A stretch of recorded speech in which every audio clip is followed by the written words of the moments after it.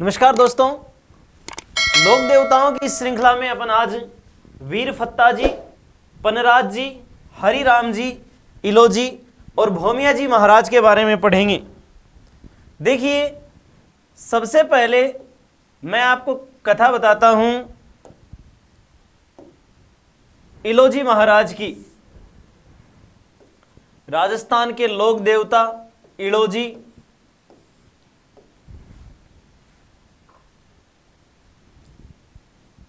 और ये जो इलोजी देवता जो हैं,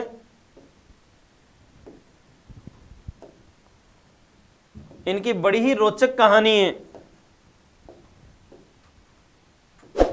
बड़ी ही रोचक कहानी है। आप लोगों को पता होगा कि हमारे हिंदुओं का एक बहुत बड़ा त्यौहार होली मनाया जाता है।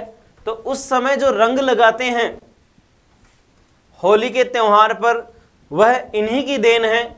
ये त्यौहार कैसे प्रारंभ हुआ? देखिए, इलोजी महाराज जो है, यह कुंवारों के देवता माने जाते हैं। ये कुंवारों को दुल्हन देते हैं।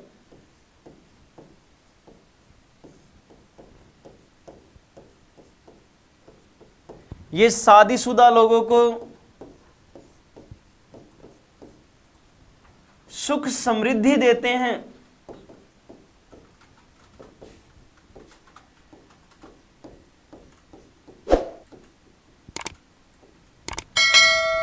यह बांझ स्त्रियों को पुत्र देते हैं।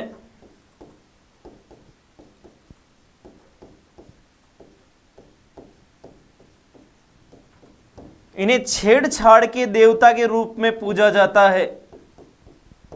छेड़छाड़ के देवता इलोजी महाराज, देखिए, कुंवारों को दुल्हन देने वाले। हालांकि ये खुद कुंवारे रहे, परंतु ये कुंवारों को दुल्हन देते हैं। ये शादीशुदा लोगों के जीवन में सुख समृद्धि को बढ़ा देते हैं। बांझ स्त्री को ये पुत्र देते हैं। इन्हें राजस्थान में छेड़छाड़ के अनोखे देवता के रूप में पूजा जाता है। आदमकद इनकी मूर्ति होती है। और आपने देखा होगा कि गांव में जब होली का त्योहार होता है और उसके अगले दिन जब धुलंडी मनाई जाती है, तो एक बारात निकलती है गधे पर बिठा करके एक लड़के को। परंतु उसका नियम होता है कि उस पर कुंवारा लड़का बैठता है उस गधे पर। वो बारात आगे जाकर के चीखने चिल्लाने में बदल जाती है। वो ऐसा माना जाता है इलोजी महाराज की ही बारात है। इनकी जो कहानी है वह कहानी भी ऐसी ही है। यह आपने सुना होगा कि एक हिरण्यकश्यपु नाम का राजा था और उसका पुत्र जो था प्रहलाद, वह भगवान को मानता था, भगवान विष्णु का भक्त था। और हिरण्यकश्यपु ने अपनी नगरी में यह घोषणा करवा रखी थी कि मेरे अलावा किसी की पूजा नहीं हो। तो जो हिरण्यकश्यपु था, उसकी बहन जो होलिका थी, उस होलिका का रिश्ता इलोजी महाराज के साथ तय हुआ। संबंध होलिका का इलोजी महाराज के साथ हुआ। और जब बारात लेकर आना था इलोजी को, उसके दिन होलिका अपने भतीजे प्रहलाद को गोद में लेकर अग्नि में बैठ जाती है। इस होलिका को वरदान था ये आग से नहीं जलेगी, परंतु इसकी गलत मनसा होने के कारण ये प्रहलाद को जब आग में लेकर बैठी तो ये खुद जल गई, प्रहलाद बच गया। तो जब इलोजी महाराज बारात लेकर पहुंचे तो वहां होलिका तो जल चुकी थी। तो इन्होंने अपनी शुद्ध बुद्ध खो दी। अब उस जमाने में कोई मोबाइल तो था नहीं, फोन करके बता दे भाई बारात लेके मत आना, ये घटना हो गई, ऐसा तो कुछ था नहीं। तो इलोजी महाराज जब बारात लेकर पहुंचे तो इनको पता चला कि होलिका जल चुकी थी, होलिका जल चुकी है। अब इनको जब ये पता चला तो इन्होंने शुद्ध बुद्ध खो दी और राजसी वस्त्र उतार करके फेंक दिए, कपड़े उतार कर फेंक दिए। और जो होलिका की राख बची थी, भस्म बची थी, उसको अपने शरीर पर लपेट लिया। ऐसी कथा मिलती है। छेड़छाड़ के देवता के रूप में पूजे जाते हैं इलोजी महाराज। दोस्तों, अगर आपको अच्छी लगती हो कहानी तो इसको शेयर जरूर करें। अब देखिए दोस्तों, इसके बाद में अपन पढ़ते हैं भोमिया जी महाराज के बारे में। भोमिया जी वास्तव में ये भूमि से बना हुआ शब्द है, यानी भूमि के जो रक्षक शहीद हुए वो भोमिया जी के रूप में पूजे गए। भूमि रक्षक देवता होते हैं भौमिया जी। और भौमिया जी के मंदिरों की बात करें तो मुख्य मंदिर एक तो जयपुर में है, एक दौसा में है। जयपुर में जो मंदिर है वह नाहर सिंह जी भौमिया का है, नाहर सिंह जी भौमिया। और दौसा में जो मंदिर है वह सूरजमल जी भौमिया जी का है। तो भौमिया भूमि के देवता होते हैं, भूमि रक्षार्थ इन्होंने अपने प्राणों का त्याग किया था। भौमिया जी महाराज की जय। अब देखिए इसके बाद में अपन पढ़ते हैं भौमिया जी महाराज और इलो जी के बारे में हमने पढ़ लिया। अब पढ़ते हैं हरिराम जी के बारे में। हरिराम जी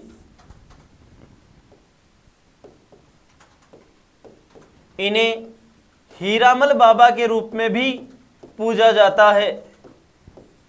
और इनका जो मंदिर है वह सुजानगढ़ से नागौर जाने वाली रोड पर स्थित है, झोरडा गांव में। झोरडा गांव में इनका मंदिर है। और इनके पिता का नाम राम नारायण और माता का नाम चंदनी देवी था। पिता का नाम था राम नारायण और माता का नाम था चंदनी देवी।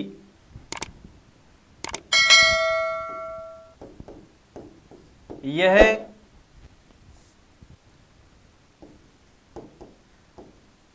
किसी व्यक्ति को सांप खा जाए तो उसका जहर उतारने का मंत्र जानते थे। और इनके मंदिर में इनकी मूर्ति नहीं है बल्कि सांप की बॉम्बी बनी हुई हैं। और बाबा जी के पगले पूजे जाते हैं, पद चिन्ह पूजे जाते हैं। और झोरडा गांव में इनका मंदिर है हरिराम जी महाराज का। भाद्र के महीने में यहां मेला भी भरता है। अब देखिए हरिराम जी के बाद में वीर फत्ता जी और पनराज जी महाराज। सबसे पहले फत्ता जी के बारे में बात करते हैं। तो फत्ता जी महाराज के जन्म की बात करें तो इनका जन्म सांधू गांव में हुआ जो जालोर जिले में है। यानी ये जालोर के सांधू गांव में मुख्य देवता के रूप में पूजे जाने वाले देवता है। और इन्होंने अपने गांव की लुटेरों से रक्षा करने के लिए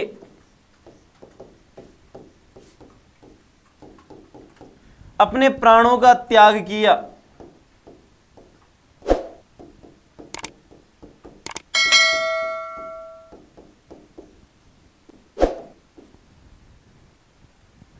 इनके गांव में लुटेरे घुस गए थे तो फत्ता जी महाराज ने उन लुटेरों का सामना किया और गांव की रक्षा की और अपने प्राण त्याग दिए। लोक देवताओं की अगर बात करें तो अधिकतर लोक देवताओं ने निस्वार्थ भाव से लोगों की रक्षा के लिए, भेदभाव को मिटाने के लिए, गायों की रक्षा के लिए, अच्छे काम के लिए अपने जीवन का उत्सर्ग किया है। अब बात करते हैं पनराज जी महाराज की। इनका जन्म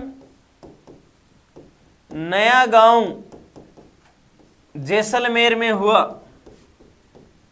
अब हमारे सुजानगढ़ में तो नया बास है परंतु यहां नया गांव है। नया गांव जैसलमेर में पनराज जी महाराज का जन्म हुआ। और कोटड़ी गांव में आपने बुझ झील के बारे में पढ़ा होगा, बुझ झील का प्रश्न भी आता है तो यही है। इस गांव में मुस्लिम लुटेरे ब्राह्मणों की गायें ले जा रहे थे। उन गायों की रक्षा करने के लिए पनराज जी महाराज ने अपने प्राण उत्सर्ग कर दिए। तो बोलिए पनराज जी महाराज की जय।